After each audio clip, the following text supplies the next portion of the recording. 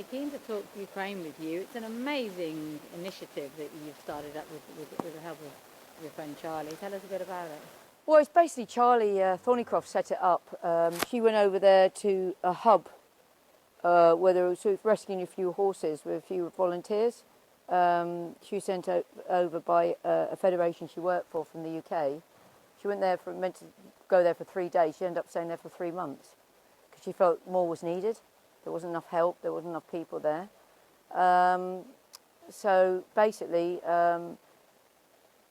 she's done a wonderful job, and she's sort of had people going with horse boxes to try and rescue horses to get across the border, but it's a nightmare because it takes like hours to get, well, not hours, days to get the paperwork done. I mean, some horses are there 40 hours on the border, 40 hours, dreadful.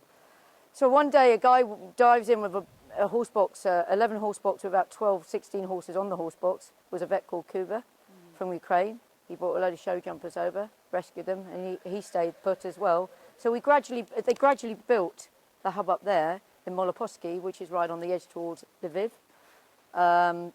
And I was been in touch with Charlie Mann, who set up a convoy for humanitarian aid to go with supplies for people.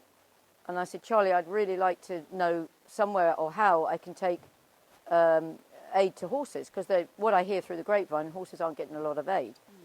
So with that, he put me in touch with Ben, who does all the shipping, and he's involved with Charlie, knew about Charlie. And anyway, long story short, that's how I got involved.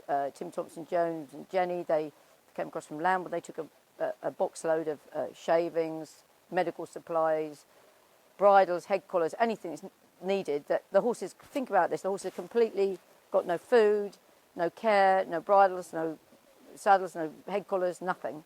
So we've got to start from scratch with every horse. And she actually had 88 horses go through the hub. Wow. And people have been pretty supportive in the racing community, as you say. Everyone's kind of rallied around. Not everyone, but the people that love horses for sure. You know, Julie Camacho has been amazing. She's getting the northern guys to donate from up north, the trainers. She's giving them a bit of a kick. And I had a very nice guy from Sid Hosiery, who's a point-to-point trainer from Dorset. He donated £2,000 and he's been kicking a few people's asses. Yeah, I mean, it's basically just putting it out there. I've had a lot of friends in TV that are pushing it, and it's just getting out there. And if everybody that owned a horse or an animal donated £1, it feeds that animal that day, you know. And that's all we need. We just need, there's just a small group of us got together and really pushing it, whereas federations take a long time to decide where the money goes. Every penny goes towards this cause. And I've been over there once, I'm going over again, and with 3 wonderful people, Julia, Alex and Neil. Neil Carson is Willie Carson, the jockey's son. He's my second driver, and they just volunteered, and they are passionate about, like I am, to help. When we get over there, we need like electric fencing, so the horses can actually get some exercises. We can put them out there, you know. Wow.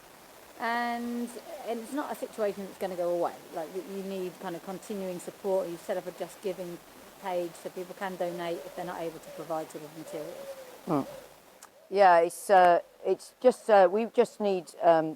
We have people actually that have sent like shavings and feed, and Cheltenham Racecourse offered. We've had who else? Chelmsford. Chelmsford have been wonderful. They've just come with a busload of shavings. But I'm going to Poland actually for a day. I'm trying to organise companies to actually deliver, because we can put the money and pay for the delivery of shavings to go direct, rather than shaving takes a lot of room up, you know, bedding. So we can organise people to send the bedding across to Charlie's hub. It'd be much better. So there's a lot to do, but we've covered a lot of ground in so little time.